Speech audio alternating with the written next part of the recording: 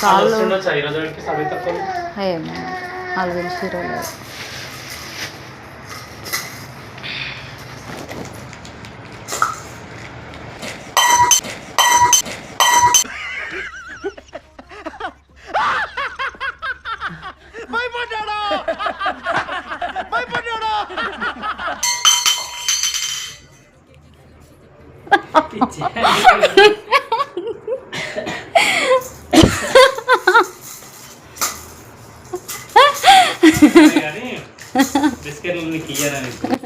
ఇది ఎక్కడనే సార్ ఎందుకు ప్రాంక్ అయ్యిందా?